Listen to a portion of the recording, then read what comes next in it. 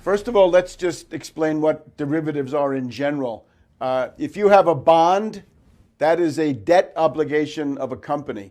If you have a share of stock, that is a piece of ownership of a company. If you have a deed to some real estate, that means you own it. So that you can call the first level of securities or financial paper that are directly related to some property in the tangible, physical, real world.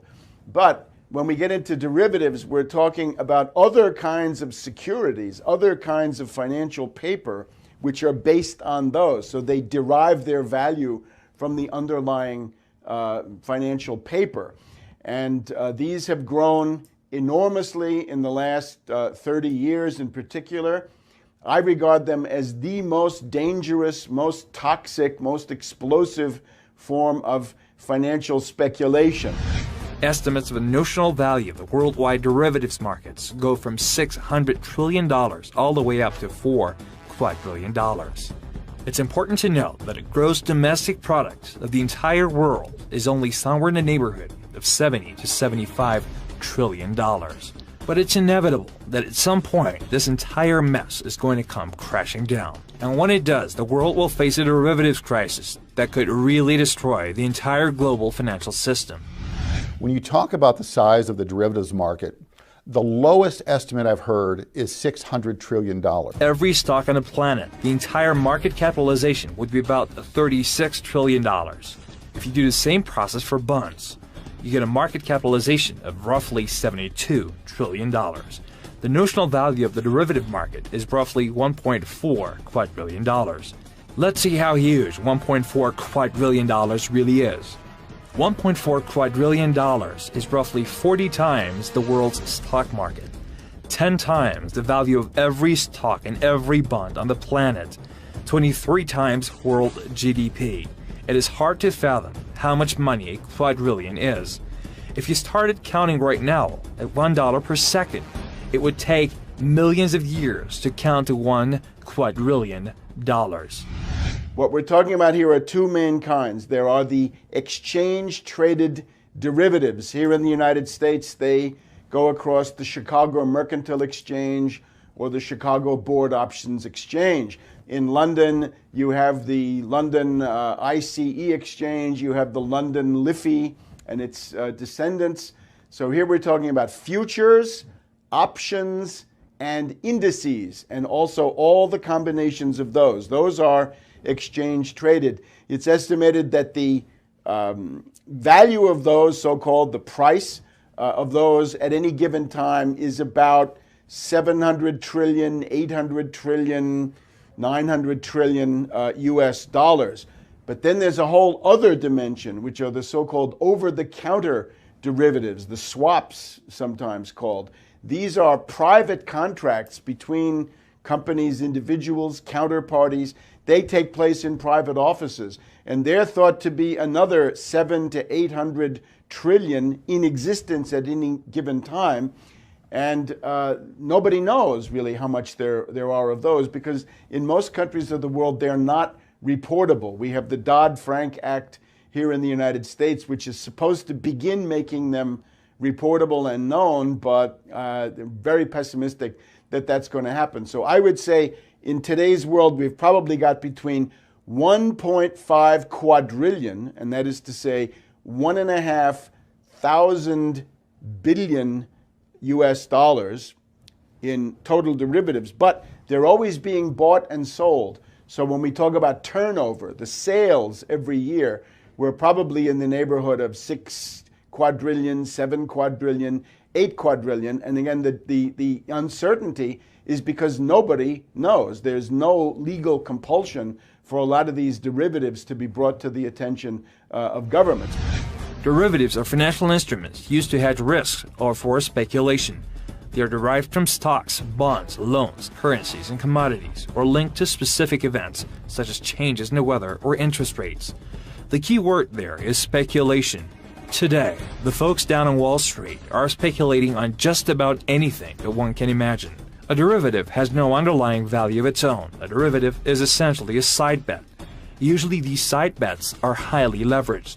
At this point, making side bets has totally gotten out of control in the financial world. Side bets are being made in just about anything one can possibly imagine, and the major Wall Street banks are making a ton of money from it. This system is almost entirely unregulated, and it is totally dominated by the big international banks. The problem with the derivatives market is that it is largely based upon things that one cannot see. The over-the-counter trading in the derivatives markets is largely unregulated. Now, in 2010, after the crash, Congress passed the so-called Frank-Dodd Act, which was ostensibly designed to place more regulations on these derivatives markets and these exotic financial instruments. However, it really hasn't fundamentally enhanced the stability of the economies in the United States or in Europe. A good example of this, of course, is the still high unemployment rate, the still very, very shaky consumer confidence. So these two elements would be key in any type of real financial recovery.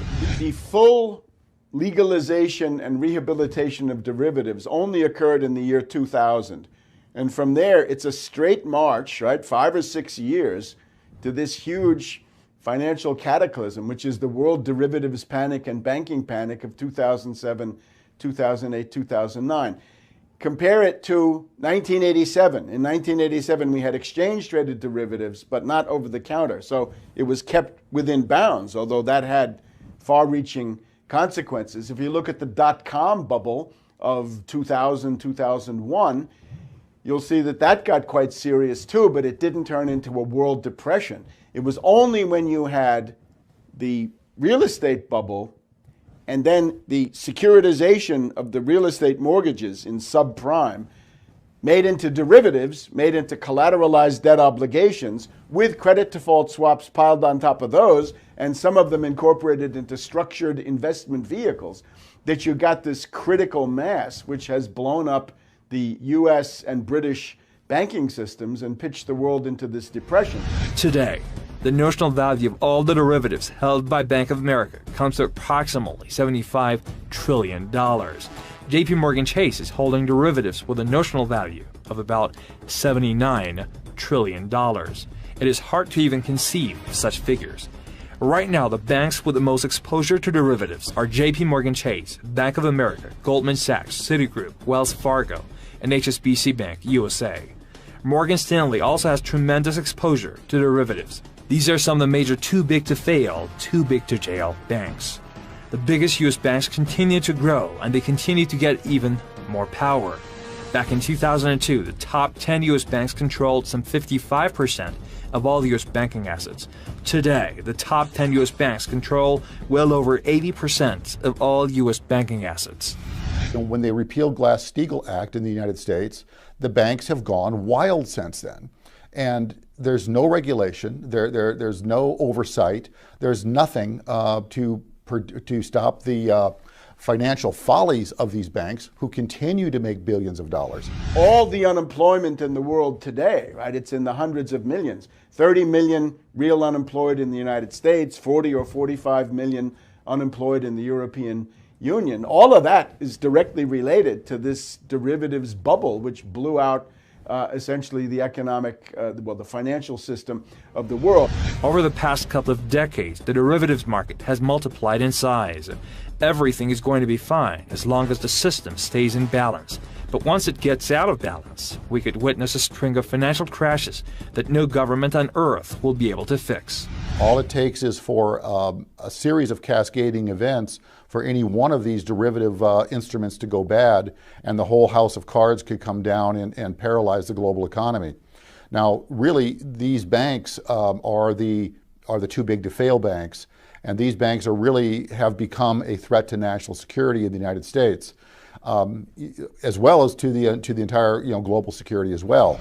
Far from being some arcane or marginal activity, financial derivatives have come to represent the principal business of the financier oligarchy in Wall Street, the City of London, Frankfurt, and other money centers. A concerted effort has been made by the politicians and the news media to hide and camouflage the central role played by the derivative speculation and the economic disasters of recent years. Journalists and public relations types have done everything possible to avoid even mentioning the word derivatives, coining phrases like toxic assets, exotic instruments, and most notably, troubled assets, as in Troubled Assets Relief Program or TARP. Most people do not realize this, but derivatives were at the center of the financial crisis of 2008.